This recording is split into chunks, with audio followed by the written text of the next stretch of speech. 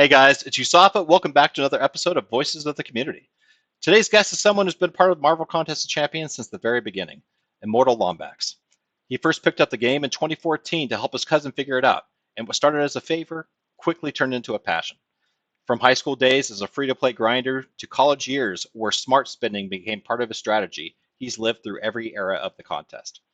Over the years, Lombax has played alongside his family, making the game a centerpiece of get-togethers, and he's climbed through bigger and bigger alliances to test himself at the highest levels of war. From a French master's pushing alliance he joined without speaking the language, to his time in ISO 8A, and now as a member of For Loki. His journey shows both dedication and adaptability. What sets him apart is his competitive drive, shaped by a lifetime of multi-sport athletics that finds a natural home in war, story boss fights, and in-game content. But Lombax also has strong opinions on where the game struggles, from the economy and the prestige wall to the rebalance process to the technical coding challenges that seem to create endless bugs. And with his professional background in data, coding, and systems integration, he brings an insider's perspective on why some problems may be harder to fix than they appear. This conversation isn't just about gameplay, it's about insight. So let's dive in with Immortal Lombax and hear his story, his frustrations, and his vision for the contest moving forward. Hey guys, it's Yusafa. Welcome back to another episode of Voices of the Community. Today I've got an alliance mate here that we're interviewing. It's Immortal Lombax. Immortal, how about you give yourself a quick introduction? Hey guys, this is Immortal Lombax. I am an OG to the contest. I've been playing since the very first month, so I have that fun veteran tag that I know Yusafa is wishing he had right about now, with how much he's been playing the game. I've been kind of everywhere on this one. I started free to play, and then kind of ramped up as I went through college, and now I'd fall somewhere between the dolphin to baby whale, depending on the year. My entire family, my extended family, plays this one, so it's pretty Really? fun going to kind of family outings and talking about crystals and stuff. So they're all ranging from Paragon to Valiant, so it's pretty fun having that kind of connection. Out of your family members, are you definitely the one with the strongest account and the strongest gameplay out there? Yeah, yeah, Yeah. probably for sure. So you've been with the game since the very start. And by the way, I do wish I had the veteran tag. I think I missed it by maybe a couple months. So I am jealous. So thank you for bringing that up. But you've been here with MCOC back in 2014. Looking back, what is the biggest difference between how you played in those early days versus now? Um, Significantly more like research into like fight interactions and nodes because back then it was just so simple. You didn't have parry, you didn't have dex, you didn't have all of the different mastery layers that we have now. So before it was just a lot of like just kind of go in there, do your fights, kind of open some crystals, and then the game got aggressively more complicated. I mean, we're up to close to 300, I would imagine now. Right? It's uh it's just kind of more of a watching YouTube, going through forums, seeing all the different interactions, where before it was just kind of way more lax. So I love the complicatedness of the game. Right. So you said you started playing back in college. What got you interested immediately? Like, what interest introduced you to Marvel Contest of Champions? Oh, this was pretty funny. So I was actually at a family outing, and my grandpa pulls me over because my little cousin had downloaded this app that he couldn't figure out how it worked, and it ended up being Marvel Contest of Champions. And I Right. grew up being kind of a comic book guy. So I was more of a DC fan originally. I grew up with like Batman the animated series and the original Justice League and all that stuff. Right. And so I'm like, oh, I like Marvel. This is fun. So I was helping him out with it. I'm like, this is kind of the best mobile game I've played. I think I might actually download this right after. And then I spent the next 5 or 6 hours just grinding through the game. And I'm like, you know what? I might just keep playing this. So I've kind of grinded since then. Right. Yeah. I mean, the only person in this family that's ever in my family that's played this game has been my son, and he pretty much played it for a couple months and then put it down. But to me, it sounds like just for the small amount that you've talked already, the family seems to be a huge theme for you in this game. How has sharing the contest with your family shaped your enjoyment of it? Oh, it's a total blast. I mean, we Yeah. getting to have, I mean, I play a lot of different games. Yeah. So having like the main one that I play every day, like getting to open something fun from a crystal or have some fun gameplay and getting to send it in our little group text is such a fun thing because then you you have so many more fun springboard conversations off of these, and we get to be excited, especially when like the Titan Crystal rolls over, Yeah. and we all get to see our like who gets screwed over and who pulled all of them. I have one of my family members that likes to pull every single new champ right off the rip all of the time. Yeah, I hear that. So, I hear that, and I can empathize with that one. Um, oh yeah, so you've been through a few alliances in your time with this game, which is 11 plus years that you've been playing this game. Um, yes. so you've been, and you said you've been free to play to like a baby dolphin to casual spender. Do you remember your first alliance that you were with? Oh yeah, like I just played in a old school gold alliance Yeah, where I really fell in love with Alliance War because yeah, I really get competitive when I start doing things. And I was a three sport athlete in high school, so right, having to have a new outlet to be competitive was fun. And I right, did a little bit of like war planning and all that different stuff. And then as I got into it, I wanted to be more and more competitive. And once I got into college and like deeper into college, and I could actually have a little more income where I could spend a little more, yeah, my and I could justify going into the bigger and bigger alliances and being more competitive in war. That's kind of how it naturally progressed. I mean, I moved on to a all French alliance in TXTR, and I do not speak a lick of French, so I was doing kind of some fun AI like translations, which I would get made fun of constantly because it did not come over as cleanly as I wanted into right. French, but super fun. So you quickly found that you were in a gold alliance, and you fell in love with Alliance War, and then your competitive spirit because of your athlete in school and stuff like that. So you moved to this French alliance, and then from what I know about you too, that you eventually left the French alliance to go to ISO 8A, right? Yeah, Yeah, the was language barrier the became language pretty barrier, right? yeah, pretty cumbersome when you're having to like, especially like in a general chat, as you know, Yeah, you have like 50, 60 messages go through and you have to constantly putting it through the translator. Gets things get lost in translation, you miss stuff. So I was like, all right, I think it's time to like make a little shift. But that's really all it was. I really love the guys over there. Just that language barrier became really cumbersome. yeah, absolutely. When you moved from the Gold Alliance to the Masters level alliance, like the French Alliance and ISO 8A, did you learn much in between that transition? Was it a hard learning curve for you when you moved up from Gold to Masters level? I wouldn't say it was like a hard learning curve, but the skill gap is pretty drastic Hmm. from gold to platinum, P1 up into masters. Because some of the stuff I saw in like the first couple of video, like war video things, I was like, oh wow, I didn't even know you could do that type of an intercept. So I had a very quick coming to uh, reality moment of, oh, I thought I was really good, and well, I guess I'm gonna have to play a little catch up at the beginning, but Right. it wasn't terrible. Yeah. So and then eventually you left ISO 8A and came to us over in 4 Loki. What made that move?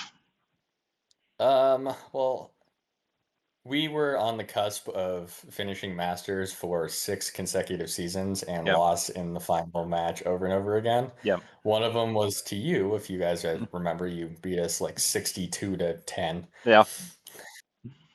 And I was like, I'm like losing a little bit of motivation to play Yeah. because putting all this effort into war planning and then we just don't take the last war seriously. Right. So that was a pretty big contributor for me.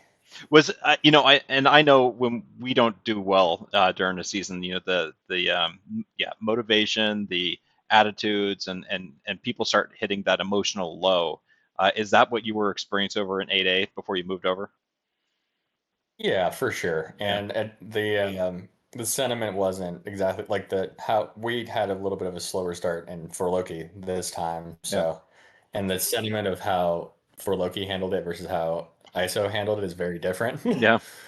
Like ISO was very much like, oh, it's fine, don't worry about it. We'll just like we're not even trying to push for masters. It became more of a like just pushing off that war didn't matter, but then war chats were super serious Yeah. versus like from Loki, we're just rallying out of it. So it's still like a focus where I'm just like quitting Right. in the middle of the season because we it feels unattainable, which was a big difference for me. Yeah. So it's obvious Alliance War is your favorite game mode. you've been outspoken about AQ in our pre-work being outdated and incursions being forgotten. If you had a chance, what would you do to refresh or replace them? What would be your recommendation to Kabam for those two outdated game modes? Oh yeah, like incursions this month is finally like a little bit of a breath of fresh air where you're like Yeah, actually incentivizing us to use kind of a fun, different mechanic. yeah, Where like it feels like 9 or 10 months out of the year, it's just like, okay, you can go in there and do your however many waves you want, grab your basic stuff and move on. But like there really isn't much of an incentive to go in there. yeah, And now that the main chase item is in the Radiant store, yep, like the real goal of why do I even go into incursions and spend so much time is just not there. right, So maybe just doing like a little bit more integration of new elements a little more frequently, like every other month with with incursions. It doesn't need to be a big thing, but like at least make it spice it up a little bit to yeah, incentivize it on that front. And what, then Alliance Quest, I mean, we've been on map 8 for years and years and yeah, years now. yep, absolutely, So, like, yeah, mixing up the defenders like helps a little bit with breaking it up, but like at the end of the day, like you and Omega will clear an entire map in 15 minutes that's right. right at the beginning of the day. And I'm like, oh, you guys just don't even want to like enjoy kind of logging onto this. It's just like, all right, this is a chore. I have to do it. I get off and be done. Yep, Like the biggest quality of life change I ever saw in the contest was when they got rid of the link node, so I'd stop getting yelled at on my lunch break. yeah, that absolutely. Yeah, for me it that was the ability to buy energy. I mean that for me that was it because you're right. Omega and I we don't wait because it's more of a chore for us, right? yeah. So I think maybe with AQ is it's not so much like, okay, here you can do all of it in one go if you want. It doesn't need to be like three separate energy chunks where you have to log in at the beginning of your day, at lunch, and at dinner if you don't want to buy energy. Yep, It's just, okay, you have this set amount of fights, you pick your path, you do your 6 to 10 fights, and that way you can incentivize people to like actually mix up which lanes they want to do. So it breaks up the monotony as weeks and weeks and weeks go by. yeah, Or just give us more raids. Like I think 2 weeks of raids in a month instead of just one would break that up quite a bit because it feels like you have raids and then you have so many weeks go by and then yeah, you have raids again. yep, yeah. So about incursions this month, what about this month's incursions has made it a lot more enjoyable for you? Now, in my mind, it's the interactions and it's the rewards. What is your opinion with regards to why incursions is so good this month? Well, rewards is obviously like a pretty good indicator in comparison to what it was before. Yeah, Before you have like really no reason. Like I mean it would take you 4 or 5 months worth of grinding to get enough of the currency to buy the crystal anyway. yeah, Like this time, like you actually have something to do with it that, and the rewards are not just tied around, oh, here's a new saga, nothing else really changed. You just use the saga champs. Here's a couple node differences and move on. yeah, This one, you're actually like bringing in synergies that ramp up the symbiote, and you have fun little interactions with that where it actually like benefits you to have a little bit bigger like um, swooth of the different champs that you can use on there. yeah, And like yeah, so I think it's just quite a bit more fun with the variety of the impact of the boosts that you get and the buffs you get as you go instead of like, okay, everybody watch the one video, use pick one champion, use the same four buffs and run through it yeah. like a lot of the other ones. Uh, Prestige has started becoming more of a factor in this game, and Yes. me, I love me some Prestige, and it's Yes. always been it's always been a factor in Alliance life. With these new Prestige changing, how do you see this? And you've been in a top alliance for quite a long time. How do you see this impacting both top alliances and progressing players? Oh yeah. So ISO 8A was always pushing top five. We sat somewhere between 5 and 7 most at most times. Yep, And it's not as big of a factor with the top five when it's not a new rank. But when a new rank comes out, so like I imagine Christmas time, we might get our first taste of rank fives. Yep. Your first five rank ups are almost guaranteed to be the same five rank ups as everybody else. Yep. To where like, okay, I'm spending all this money or spending all this time to get these resources to just be pigeonholed into which of these five champs do I want to rank up. Yep. So I think from that perspective, the rank up variety is fantastic. So for the bigger alliances, that'll be really good. But I think that a lot of the, especially when I was in isolated, like the reason why a lot of people could get in there is because they just decided they wanted to rank up those five to be in that Masters Alliance and get those rewards. Yep. And they could have a smaller account. But now, if it's 30, like I have 20 rank fours, Right. about to have 21, Which is not bad. and which is not, yeah, but how many you have like 40 right Yeah. now? Something like that. Yeah. 40 something. Yeah. Yeah, somewhere around. So, which is incredible. But like when you have like you and the other like whales that are sitting at 30 or more, Yep. you guys can do your 30 rank ups and you're gonna have max champion prestige. Where a smaller account could have will now have almost an impossible time of trying to break into those top prestige alliances, Yeah. especially and those prestige alliances are going to continue to grow and grow and grow in volume because of the prevalence of radiance. Do you, So I worry that that's going to cause a big literal paywall for moderate size accounts getting into those bigger alliances. yeah. Do you, so when you're getting ready to do another rank four, do you, does the top 30 prestige list, does that come into a factor with regards to when you pick your next R4? Or are you just now, you know what, I've got 20, 21 R4s, I'm going to rank who the hell I want? I mean, how does prestige even play a factor in who you R4 next? Yeah, it depends. If I have a champ that's like Crossbones, Yep. that you have at SIG 200, where if you rank him up, like, yeah, he's not in the top 30, but because he's so high SIG, it's the trade-off, at least on the front end of top 30 prestige, is not as impactful. But I see as we continue to progress to the next rank, that's going to be less of a factor than it's going to be, all right, are they in top 30? Yeah. Switching gears, let's talk about Hmm? another game mode that's in MCUC, that's prevalent in MCUC right now, and that's Battlegrounds. Um, you've mentioned before that Battlegrounds feels like a chore until you hit the higher tiers. What would you make? How would you make Battlegrounds feel more balanced and enjoyable for players at all roster levels? Yeah, so I'm sure as you've probably experienced the same. If you don't start Battlegrounds as a bigger account in the first couple days, you basically have people forfeit Yep. all the way up to Gladiator Circuit. Yep. Which for me, like I like playing in these and enjoying the meta that they create, but if nobody even wants to play me, I'm just sitting here watching the clock go down, and then I have to fight somebody with a rank one 7 star, or rank two 7 star. Yep. I'm just punching down in like 40 seconds. Like that's not fun.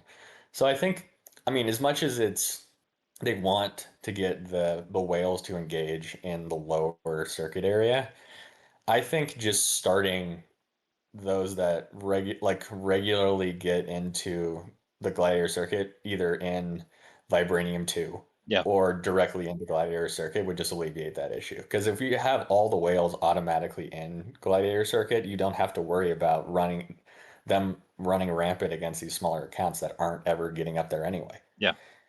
What do you think about like prestige bans? I mean, they've talked about this in the past, where they isolate certain bands of accounts so that they only fight one another. What do you think about that? Is that an option?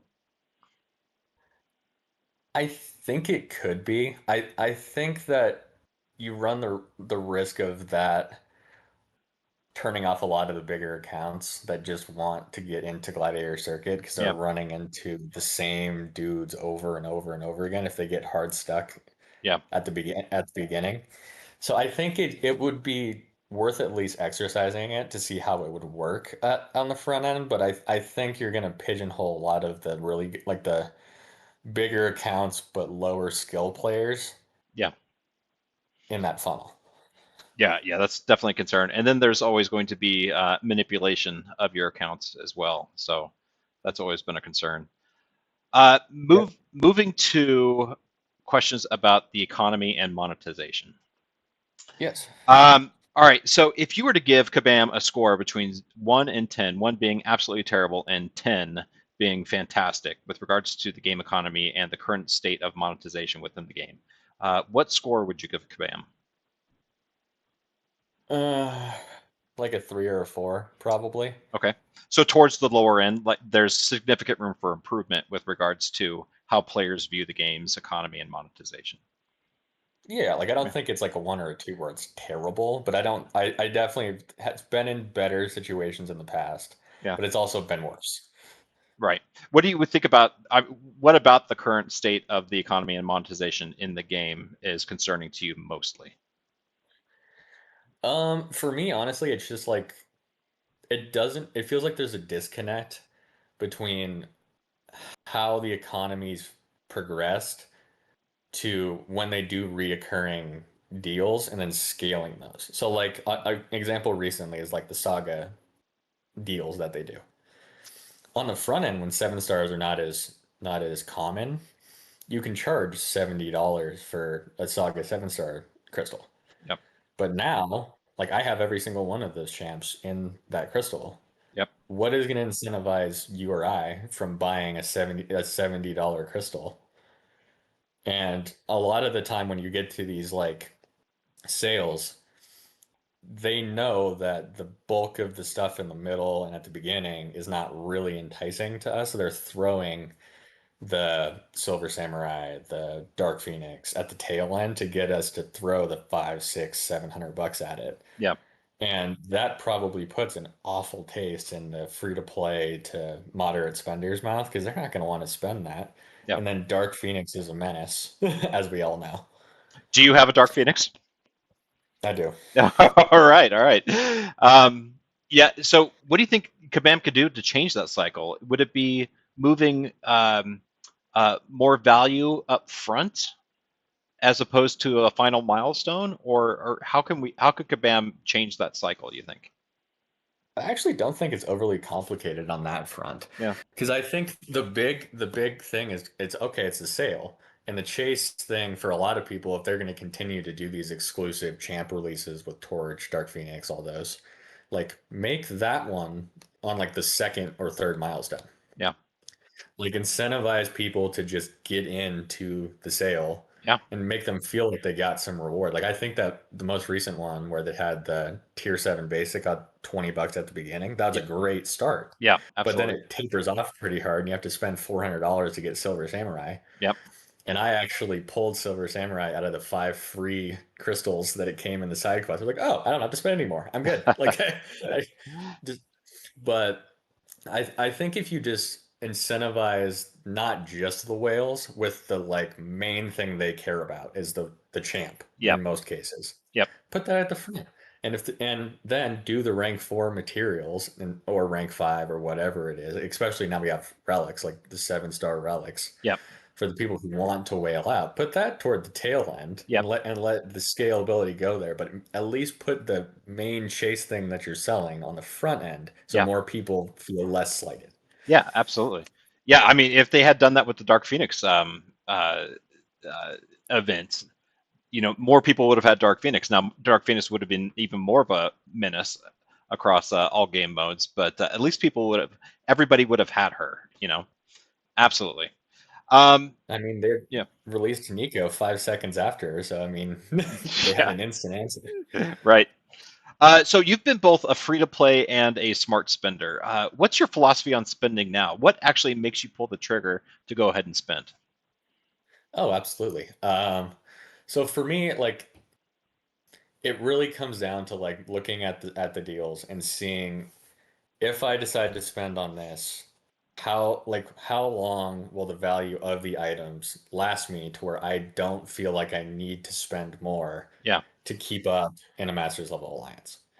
So like obviously 4th of July, Cyber Weekend, and Banquet are the three ones where you get the most value for what you're spending. Yeah. And they're and if they did that on the front end of a lot of these what feels like every month big deals, I think they get a lot more people to do that. But like a lot of the last couple ones, I've been pretty unincentivized to do much because I'm like, okay, I don't really want to spend that much to get this one, and then it tapers off so far after. Yeah. So I think a lot of it really comes down to value, and most of the like the daily deals or these card ones feel so like out of touch with the game economy that it feels kind of like a slap in the face to Yeah. people to spend on them, but they know people are going to do it, so they keep doing it. Yeah. Yeah. I mean, I've got to say, one of the most interesting deals that I've seen come recently was when they gave like 2 3/4 or 1 3/4 rank 4 materials or T7B for all of Hmm. those daily tickets that were just building up in people's inventory for people who were buying those daily deals. So I thought that was great, and I hope they offer that a lot more in the future. Absolutely. Oh, absolutely. Um, what do you see? I have my own opinions, and I'm actually going to share my opinion after you give me yours. But what is your opinion? Okay. What's your opinion on these first release champions? I think this is a fantastic idea Okay. to supplement what Kabam Crash talked about in his post of the economy shifting from people not wanting to spend on Yep. potions and revives. Yep. Because I think if you're trying to make people feel like the game's not as pay to win as it really is, adding cosmetic to the game, I think, is really a valuable alternative to it. Yep. I would caution Kabam on how they decide to do that. Because I think the first release champ being as it was, like yeah, it's great that you like Sig 200 miles is great, but having the um, actual theme to it be very bright rainbow is going to turn off, I would think, some of the player base. Yeah. Because, I mean, if you're watching Kabam's stream, you get to see some of the deplorable shenanigans in the chat when that came through. Yeah. So I think if you're going to incentivize whales to buy the early access thing, choosing that style of thing up front might not have been the best way to loop in the vast majority of your thing. If you want to put Right. that in the game, it's totally fine. Do but like the timing of the first one might not have been the best for that.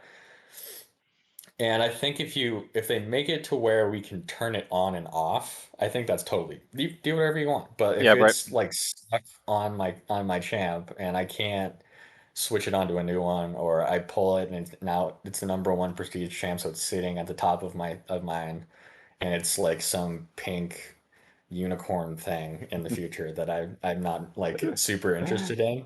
Yeah. Like that's kind of not great. I imagine they're gonna obviously make it to where it's gonna be much more customizable and you can do that. Yeah. But I would just caution them to put thought into the fact that a lot of people play this all over the world, not just in Canada and America.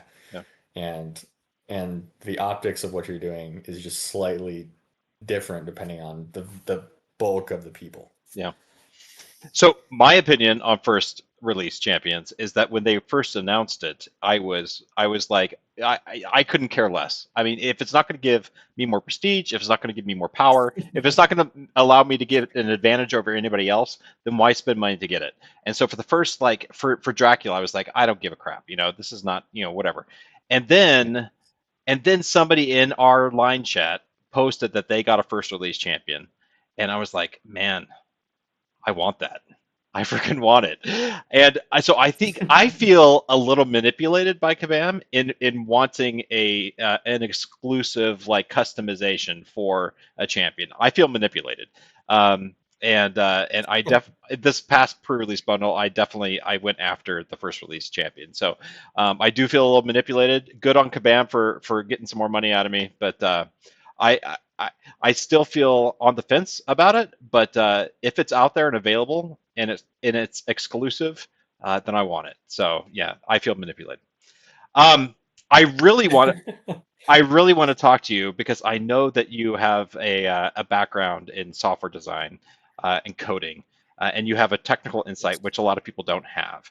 Um, in your opinion, with your professional background in data and coding, what do you think is really behind the bug and rebalance delays players always complain about? So for me, I especially when I first started where in my position, Yep.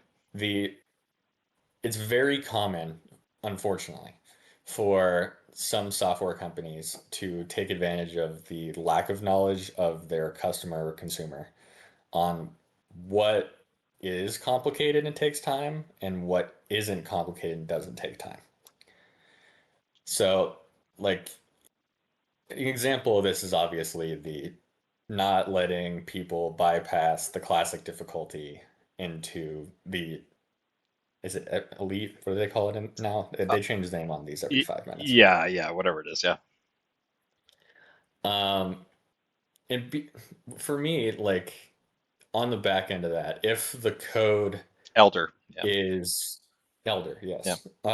If the code is constructed well for like how that gate decides like who has access and who doesn't have access, adding the very simple or condition to the end of that where it just says you either finish classic, yes, lets you in, and then Yeah. you add or they're valiant. Because in this game, Valiant, Paragon, all these different things are Yeah. very solid, don't not very much variation, very straightforward fields. Right. Where adding a condition for that would take an hour, Right. couple hours maybe. So saying that it's going to take 6 months tells me one of two things. Okay. One, they don't want us to have access to elder difficulty because they want us to have more time in the game, Right. just jumping through classic, and they just don't want to do it. Or they are compiling really old code on top with new code on top of it, and it's causing a plethora of issues as you continue to pile more and more on, so things break and break and break and break. And I think that there's a pretty decent chance that there's a lot of that throughout the contest with it being coming up on 11 years old. Yeah. Like there's probably some rather old assets in the game that probably should have had them go through, rewrite it, clean it up for modern, and make it much easier for them to modify. Yeah. That isn't the case. So when we have these monthly updates, interactions with old code and new code break down the fabric of what's going on and cause weird connection issues, Yeah. crashing, um, parry mistimings, all of those things.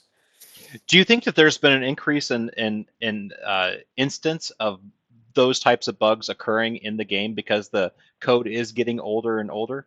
I mean, you would think that as time goes by and as more new code is added on top of older code, and you start getting this layering effect, that there would be more bugs being evident within the game. Have you seen that increase in bugs?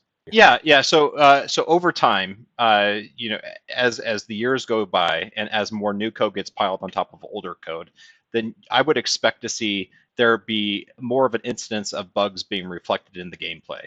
Have you seen that increase in bugs over the past, few years?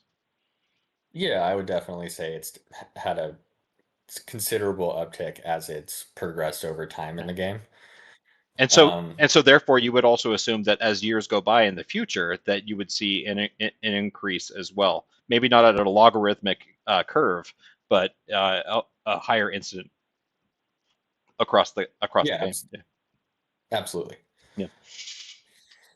So you've also suggested smaller, more frequent changes instead of sweeping rebalances. How would that work in practice? Yeah. So for me, like when I first heard that we were doing the rebalance program, I thought that was great. Like Yeah. I think I mean, originally everybody's skepticism was that they created it so you wouldn't have Hercules, Kitty Pryde, Ghost, or Quake happen again, to where they could hamstring it early. Yeah. Oh, did I lose you? Yeah, hamstring it early so that we didn't have that happen. And they reassured us, no, no, no, that's not going to happen again and again. But then we would go over and over and over again with champs that no rebalancing, no rebalancing, no rebalancing. And for me, like I'm watching this. I play other games. Like Call of Duty is probably just the easiest example I can think of. Yep. Like they do balance changes super frequently Right. because like when you add new things to the game, things can break and things can update. So for me, like I was shocked as weeks and weeks and weeks would go on and no balance changes, no balance changes, no balance changes. Yep. And so for me, like that makes it kind of a two-pronged thing with Kabam. Like one, you're basically telling your uh, champ designers that they are perfect and that every single one of their champs comes out and there's nothing wrong. They have no crazy interactions Right. and nothing needs to change. And kind of giving them that participation trophy, for lack of a better term, doesn't help with the quality control of the game. And I also think that we as the community completely overreact whenever something happens and comes out because of that. Right. And we're trying to hold them to this crazy high standard because Kabam's telling us, oh, everything's perfect, nothing needs rebalancing, nothing needs a tweak. Like I think if we had like go back to Serpent's the most common one everybody likes to talk about all the time. Yep. Like I think that Serpent, all you really had to do that would have made a huge value tweak, but it wouldn't have been crazy, is when he hits his second life, he just can't regen. Yeah. So Yeah. if you survive the power gain from hell and you Right. just hit him, you win. It doesn't need to regen to 10% health and then you got to try to fight out of that. Like that's like a little something where it felt like we had a win would have been huge. But them just Yeah. saying, "No, no, the clearly broken champ is broken." That's great. Yeah. Do you think that, and this actually isn't on my question list that I have here staring at me at the screen. This is a follow up question on that. Um, so you did mention that the community sometimes goes a little bit overboard with regards to some of the changes, rebalances that have been made. Um, Yeah. do you think that community involvement in game changes is I'm trying to think of the right words, man, because I I do believe and I do stand by a lot of the outroar that the community brings to Mhm. Kabam. But when the community has an outroar and then Kabam capitulates to those quote unquote demands, um, Mhm. I mean, how do you think that that impacts the game? I I would hate to think that every time that we don't like a simple little change, that we have a huge outroar or call like boycott or whatever, that we would expect them to react and give us what we want. I don't think that's healthy either. What do you think about that? Oh, I totally agree. Like, I think a lot of our boycotts and all of these extreme nature that we've had with our Yeah, community reaction to stuff really stems from feeling like they're literally not listening. They're pretending like we're dumb, and we yeah, we think that yep, everything's balanced. This is all good. Um, all of the kind of normal logistics that we think, oh no, the game's not broken. Oh, we're working on it. Oh, it's going to take 8 months. Oh, this is all fixed, and it's just so when we do have a Spider Woman yep, thing happen where they're rebalancing her, and for me, I think it was totally necessary to nerf her, but for a completely different reason than I think both sides are really talking about.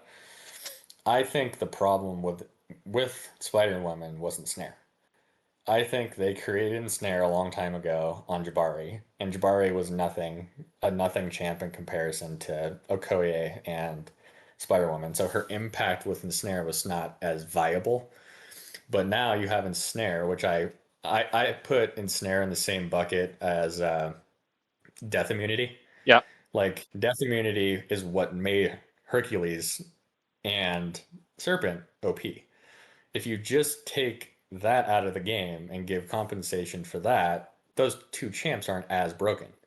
Now you have Ensnare, which just randomly shuts off death immunity, shuts off a bunch of different stuff that becomes really challenging for Kabam to develop content in the future that isn't, you don't have to figure out what is Spider-Woman going to break or Yep. what is Okoye going to break. If they would have just came out and said, hey, Ensnare's a bad idea, we're going to remove Ensnare from the game, we're going to add back some other utility to those three champs and say, we screwed up on this. Here's rank down tickets for all three if you want them, and then move forward. I think that would have been fine. But because they pretended like it was this defender thing and hid the ball from all of us, we all flipped out. I think if they just simply were honest about what the problem is, I think we would all be way more in line with rallying behind it. But Yeah. because we feel like they're just hiding the ball in plain sight and thinking we're all not going to notice, Yeah. we all overreact. And Yeah. so if we have these little tweaks going on and you build player sentiment that like Kabam cares, Kabam's actively trying to make sure that their new champs don't break the game, then I think we're okay. And we Yeah. don't have these big freakouts. We don't have them have to concede. And then we get to where we are now, where we feel like every single time something bad happens, we're going to boycott and freak out. Right. Which is which is typically how we operate. That's for, that's for sure. Oh, yeah. Yeah. All right, dude. We're getting pretty late in the interview, but I've got some rapid fire questions. Now I'm going to give you a question, and I Okay. don't want you to think about it. I just want you to give me an answer. All right. This is Okay. completely off the top of your head. Give me a quick answer for each one of these. Favorite champion you play right now? Negasonic Teenage Warhead. What's that? NTW, Negasonic Negasonic. Teenage Warhead. Negasonic. All right. One champ you regret rank. One champ you regret ranking. Um, oh, jeez. That's a thumper because I have a few. You got to pick um, one. Killmonger, Killmonger. All right. Dream buff candidate for the next buff. Doctor Strange, Doctor Strange. Alliance War. Attack or defense. attack. All right. One Kabam design decision you would undo immediately. Ooh. Um, oh, jeez. I would probably say nerfing Spider-Man Woman. Probably. Okay. I would just yeah, nerfing Spider-Woman the way they nerfed Spider-Woman. Okay. Who's the most overhyped champ in the game right now? Oh,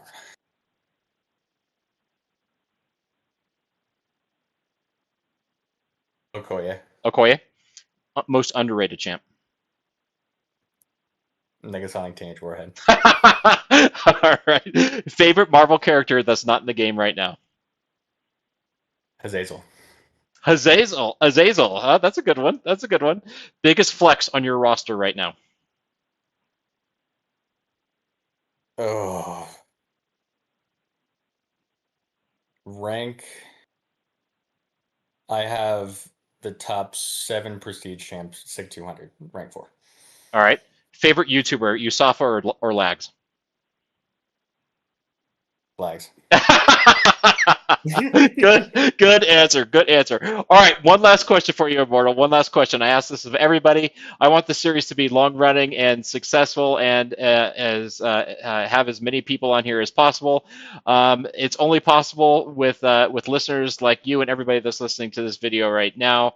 Who would you recommend be on future episodes of Voices of the Community? It can be a category, free to play, casual, whale. It could be a YouTuber you can list by name. It could be somebody completely random. Who would you like to hear next on a future episode of Voice of the Community? I would say either Kabam crashed Okay. or want someone from Kabam while you're in Vancouver All right. that is in the rebalance team to go over Rebalance the team. logistics of just how their process actually works. There's so much mystery to that. To Yep. getting to, The little peek behind the curtain might be nice for the community. Yeah, it may be a challenge finding somebody that's on the rebalance team. That may be that may be a challenge in itself, but we'll see what we can do. Uh-huh. I do plan on doing some interviews while I'm in Vancouver. I've already got a few lined up in person, so that's going to be very, very interesting. I'm going to love it, and definitely. So, with that being said, I'm going to end this interview. Thank you, everybody who's listening, and please hit like and subscribe. Helps me out, helps the channel, helps me put out more episodes like Voice Community out there. And I will see you guys in a future episode. We're going to have many, many more put out, and I'm really excited about Summoners Fest and expect some in-person interviews there. So with that being said, I'm Mustafa. This is Immortal, and thank you guys. See you next time.